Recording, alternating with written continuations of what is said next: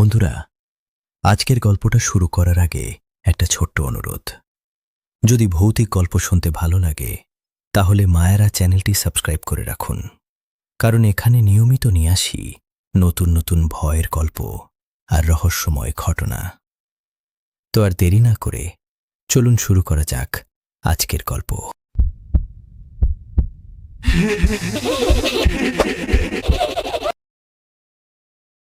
আজকের গল্পটি উত্তরপ্রদেশে বসবাসকারী ১৫ বছর বয়সী এক ছেলে রনিতের সঙ্গে ঘটে যাওয়া একটি সত্য ঘটনা অবলম্বনে তৈরি। এক সন্ধ্যায় রনিত টিউশন শেষ করে বাড়ি ফেরার জন্য বাসস্টপে বসে বাসের অপেক্ষা করছিল। ঠিক তখনই সে দেখে সেখানে এক বুড়ি মহিলা বসে কাঁদছেন। এই দৃশ্য দেখে রনিতের খুব খারাপ লাগে। মানবিকতার খাতিরে মহিলাকে পানির বোতল এগিয়ে দেয়। হঠাৎ করেই সেই বুড়ি মহিলা কান্না থামিয়ে দেয় এবং ভয়ঙ্কর দৃষ্টিতে রনিতের দিকে তাকায়। তারপর সে জিজ্ঞেস করে, তুমি কি জানো আমার স্বামী কোথায়? যদি জানো এখনই বলো, নইলে তোমার সঙ্গে ভালো কিছু হবে না। এই কথা শুনে রনিত ভয়ে ২ কদম পিছিয়ে যায়। তার মনে হয় মহিলা হয়তো মানসিকভাবে অসুস্থ। কিন্তু পরমুহূর্তেই সেই মহিলা দাঁড়িয়ে রনিতের দিকে এগিয়ে আসতে শুরু করে। তখন রনিত লক্ষ্য করে সেই মহিলার পা ভাঙা, আর তিনি মাটি ছুঁয়ে হাঁটছেন না, হাওয়ায় ভাসছেন। এই দৃশ্য দেখে রনিত প্রচণ্ড ভয় পেয়ে যায়। ভয়ে সে নিজের পানির বোতল ফেলে দিয়ে দৌড়াতে শুরু করে এবং কোনো রকমে সোজা বাড়ি পৌঁছে যায়। সারাটা সন্ধ্যা সে শুধু ভাবতেই থাকে, ওই মহিলা আসলে কে ছিল আর তার সঙ্গে এমন কথা কেন বলেছিল। কিন্তু কোনো উত্তর সে খুঁজে পায় না। সেই রাত প্রায় ২টার সময় হঠাৎ কারো কান্নার শব্দে রনিতের ঘুম ভেঙে যায়। সে উঠে বসতেই তার হুঁশ উড়ে যায়।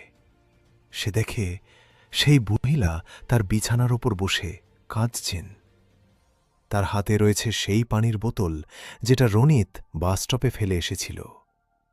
কিন্তু বোতলের ভেতরে পানি নয়, রক্ত ভর্তি। হঠাৎ করেই সেই মহিলা রনিতের উপর ঝাঁপিয়ে পড়ে এবং তার গলা চেপে ধরতে থাকে। যে মনে হচ্ছিল সে যেন এই মুহূর্তেই রনিতকে খেয়ে ফেলবে। বারবার সে শুধু একটাই কথা বলতে থাকে, তুই আমার স্বামীকে মেরেছিস। ভয়ে রনিত জোরে জোরে চিৎকার করতে থাকে। তার চিৎকারকার শুনে তার মা বাবা দৌড়ে ঘরে চলে আসে। লাইট জ্বালাতেই দেখা যায় সেই বুড়ি মহিলা হঠাৎ করেই উধাও। ভয়ে কাঁপতে কাঁপতে কান্নায় ভেঙে পড়ে রনিত তার বাবা মাকে সব কিছু খুলে বলে।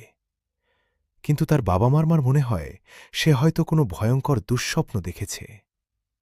আজও রনিত বুঝে উঠতে পারেনি সেদিন তার সঙ্গে আসলে কি হয়েছিল, আর সেই চেয়েই বুড়ি মহিলা আসলেই কে ছিল।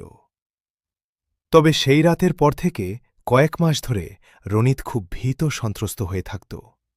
সে এমনকি টিউশনও ছেড়ে দিয়েছিল, আর কোনোদিনই সে ওই বাসস্টপের রাস্তা দিয়ে আর যায়নি।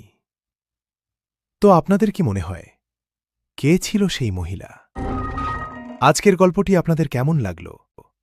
ভালো লেগে থাকলে আমাদের চ্যানেল মায়ারাত সাবস্ক্রাইব করতে ভুলবেন না। অমিত একজন সাধারণ ছেলে যে ইউটিউবে ভিডিও বানায়। নতুন নতুন জায়গায় ঘোরা, ভ্লগ করা, এটাই তার প্যাশন। কিন্তু তার মা বাবা এসব একদমই পছন্দ করেন না। এইসব ছেড়ে পৈসব ছেড়ে পড়াশোনায় মন দাও। তবুও অমিত মাঝে মধ্যে নতুন জায়গায় ভিডিও বানাতে বেরিয়ে পড়ে। একদিন সে তার বন্ধু রাহুলকে নিয়ে শহরের একটু বাইরে একটি নতুন জায়গায় যায়। জায়গাটা খুব নির্জন, চারপাশে তেমন কেউ নেই। সারাদিন শুটিং করার পর তারা রাতে বাইকে করে বাড়ি ফিরছিল। রাস্তা প্রায় ফাঁকা, দুপাশ অন্ধকার, শুধু বাইকের হেডলাইটে সামনে রাস্তা দেখা যাচ্ছিল। ঠান্ডা বাতাস বইছিল, চারপাশে অদ্ভুত এক নীরবতা। ঠিক তখনই রাহুল কানে একটা কান্নার শব্দ ভেসে আসে। প্রথমে সে ভাবে হয়তো ভুল শুনেছে, কিন্তু কয়েক সেকেন্ড পর আবার সেই একই শব্দ শোনা যায়। এবার সে বাইকের গতি কমিয়ে দেয়। অমিতের জিজ্ঞেস করে কি হয়েছে। রাহুল বলে সে যেন কারো কান্নার শব্দ শুনতে পাচ্ছে। তারা দুজনেই কিছুক্ষণ চুপ থাকে। তারপর আবার সেই কান্নার শব্দ শোনা যায়। এবার শব্দটা একদম পরিষ্কার। রাস্তার পাশে একটা পুরনো ভাঙা বিল্ডিং দাঁড়িয়েছিল। রাহুল বাইক থামায়। রাহুল একটু ভয় পেয়ে বলে, এখান থেকে চলে যাওয়াই ভালো। কিন্তু অমিত বলে, হয়তো কেউ বিপদে আছে, একবার দেখে আসা উচিত। দুজনেই ধীরে ধীরে বিল্ডিংয়ের ভিতরে ঢোকে। ভিতরে ঢুকতেই চারপাশ অন্ধকার আর ঠান্ডা। ভাঙা দেয়াল, ধুলো আর এক অদ্ভুত গন্ধ। কান্নার শব্দটা ভেতর থেকেই আসছিল। হঠাৎ অমিতের মনে হয় তার পিছনে কেউ দাঁড়িয়ে আছে। সে ঘুরে তাকায়, কিন্তু কাউকে দেখতে পায় না। এই সময় রাহুল বলে, সে নিচে চলে যাচ্ছে। অমিত যেন তাড়াতাড়ি নিচে নেমে আসে। অমিত একাই সামনে এগিয়ে যায়। একটা অন্ধকার কোণে সে দেখতে পায় এক বুড়ি মহিলা বসে কাঁদছে। অমিত ভয় পেলেও জিজ্ঞেস করে, কি হয়েছে? মহিলা ধীরে ধীরে বলে, সে অনেক দিন ধরে কিছু খায়নি। অমিত তার ব্যাগ থেকে একটি বিস্কুটের প্যাকেট বের করে দেয়। কিন্তু হঠাৎই মহিলা তার হাত শক্ত করে ধরে ফেলে। অমিত থমকে যায়। ধীরে ধীরে মহিলা তার মুখ তোলে, আর তখনই তার চোখ অস্বাভাবিক হয়ে যায়। মুখটা বিকৃত হয়ে যায়, আর তার হাসি একদম অমানবিক লাগে। অমিত ভয়ে দৌড়াতে শুরু করে। দৌড়ে বাইরে এসে দাঁড়ায়। বাইরে এসে দেখে রাহুল দাঁড়িয়ে আছে। ঠিক তখনই অমিতের ফোন বেজে ওঠে।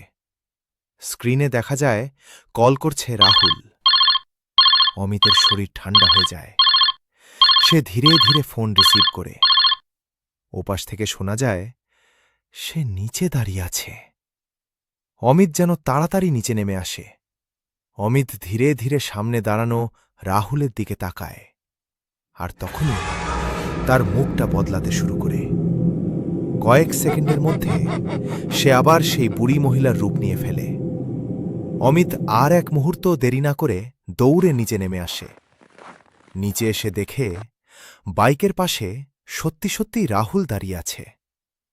কিছু না বলেই অমিত তাড়াতাড়ি বাইকে উঠে পড়ে বাইক স্টার্ট করে সেখান থেকে দ্রুত চলে যায়। কিন্তু যাওয়ার সময় সে একবার পিছনে তাকায়। বিল্ডিংয়ের উপরের জানালায় সেই বুড়ি মহিলা দাঁড়িয়েছিল, আর ধীরে ধীরে হাসছিল। আপনাদের কি রাত ঠিক 2টা। পুরো কলেজটা তখন নিস্তব্ধ। চারদিকে শুধু ঠান্ডা বাতাসের শব্দ, আর পুরনো বিল্ডিংটার ভাঙা জানলাগুলো ধীরে ধীরে কাঁপছিল। মুম্বাইয়ের জুহু এলাকায় থাকা এসএনডিটি কলেজের এই পুরনো বিল্ডিং নিয়ে বহু বছর ধরে একটা ভয়ঙ্কর গল্প প্রচলিত আছে। লোকেরা বলে, রাত 2টার পরে সেখানে এক মৃত শিক্ষিকার আত্মা ঘুরে বেড়ায়। অনেকেই নাকি শুনেছে এক মহিলার গলা। সে অন্ধকার ক্লাসরুমে বসে নামতা পড়ায়। 20 বছরের রোহিত এসব একদম বিশ্বাস করত না। তার কাছে ভূতের গল্প মানেই ছিল মানুষের বানানো কল্পকাহিনী। কিন্তু একদিন তার বন্ধু তাকে চ্যালেঞ্জ করে বলল, সত্যিই যদি সাহস থাকে তাহলে আজ রাতেই ওই বিল্ডিংয়ে গিয়ে দেখাও। রোহিত হেসে রাজি হয়ে গেল, আর সঙ্গে নিল তার সবচেয়ে কাছের বন্ধু বিশালকে। রাত তখন 1:30। দুজন হাতে টর্চ নিয়ে কলেজের পিছনের গেট দিয়ে ভিতরে ঢুকল। যত তারা পুরনো বিল্ডিংটার কাছে যাচ্ছিল, ততই চারপাশের পরিবেশ অদ্ভুত হয়ে উঠছিল। দেয়াল জুড়ে শ্যাওলা, আর ঝুলে থাকা মাকড়সার জাল, আর ভাঙা জানলা। এই সব দেখে বিশালের শরীর কেঁপে উঠল। রোহিত, আমার মনে হয় আমাদের ফিরে যাওয়া উচিত। কিন্তু রোহিত হালকা হেসে বলল, তুই সত্যিই ভয় পাচ্ছিস নাকি? ধীরে ধীরে তারা ভিতরে ঢুকল। মরচে ধরা দরজাটা খুলতেই ক্যাচ! একটা বিকট শব্দ পুরো বিল্ডিংয়ে প্রতিধ্বনিত হল। আর ঠিক তখনই দূরের একটা ক্লাসরুম থেকে ভেসে এলো এক বাচ্চার গলা। 2 একে 2, 2 দুগুগুণে 4। দুজনই থেমে গেল। বিশাল ভয়ে রোহিত হাত শক্ত করে ধরে ফেলল। তুই তুই শুনলি? রোহিত কোনো উত্তর দিল না। সে ধীরে ধীরে সেই ক্লাসরুমের দিকে এগোতে লাগল। যত তারা দরজার কাছে পৌঁছাচ্ছিল, আওয়াজটা তত স্পষ্ট হচ্ছিল। 2 3 6, 2 4 8। কিন্তু দরজার সামনে পৌঁছাতেই হঠাৎ সব শব্দ থেমে গেল। পুরো বিল্ডিংটা আবার নিস্তব্ধ হয়ে গেল। রোহিত সাহস করে দরজা ঠেলে ভিতরে ঢুকল। ঘরটা পুরো ফাঁকা। ভাঙা বেঞ্চ, ধুলো জমে থাকা মেঝে, আর দেয়ালে ঝোলানো একটা পুরনো ব্ল্যাকবোর্ড। রোহিত হেসে বলল, দেখলি, সবই গুজব। কিন্তু ঠিক তখনই ধপ, যেন কাউকে জোরে চড় মারা হলো। তারপরই চারদিক থেকে ছোট ছোট বাচ্চাদের কান্নার শব্দ ভেসে আসতে লাগলো। বিশাল ভয়ে কাঁপতে শুরু করল। আর তখনই খচ খচ খচ, ব্ল্যাকবোর্ডে নিজে থেকেই লেখা ফুটে উঠতে লাগল, আমাকে এখানে মেরে ফেলা হয়েছিল। দুজনের বুক ধক করে উঠল। আর এখন আমি প্রতিশোধ চাই। এই লেখা দেখেই তারা দৌড়ে ক্লাসরুম থেকে বেরিয়ে গেল। কিন্তু বাইরে এসে রোহিত বুঝতে পারল বিশাল তার পাশে নেই। বিশাল! সে চিৎকার করে ডাকতে লাগল। কোনো উত্তর নেই। হঠাৎ রোহিত চোখ পড়ল প্রথম তলার একটা জানালায়। বিশাল সেখানে দাঁড়িয়ে কাঁদছে, আর মরিয়া হয়ে জানালায় হাত নাড়াচ্ছে আর আঘাত করছে। রোহিত, আমাকে বাঁচা! রোহিত শরীর ঠান্ডা হয়ে গেল। সে আবার বিল্ডিংয়ের ভিতরে ঢুকল। বাইরে তখন ঝড় শুরু হয়েছে। বজ্রপাতের আলোয় পুরো বিল্ডিংটা কেঁপে উঠছিল। হঠাৎ আবার সেই গলা ভেসে এলো, 2 একে 2। রোহিত ধীরে ধীরে সেই ক্লাসরুমের দরজা খুলল। আর তারপর তার বুক কেঁপে উঠল। বিশাল মাটিতে বসে কাঁদছে, আর তার সামনে দাঁড়িয়ে আছে এক মহিলা। কালো শাড়ি পরা এক মহিলা চেয়ারে বসিয়ে আছে, তার এলোমেলো চুল। হাতে ধরে আছে একটা লম্বা লাঠি। সে বিশালকে ভয় দেখিয়ে নামতা পড়াচ্ছে। কিন্তু যখন মহিলাটা ধীরে ধীরে নিজের মুখ ঘুরিয়ে রোহনের দিকে তাকালো, মহিলা দেখে রোহিত শরীর জমে গেল। তার মুখের চামড়া পচে গিয়েছে, চোখ দুটো সম্পূর্ণ সাদা। তারপর মহিলাটা ভয়ঙ্কর একটা হাসি দিল, আর ধীরে ধীরে রোহিত দিকে এগিয়ে আসতে লাগল।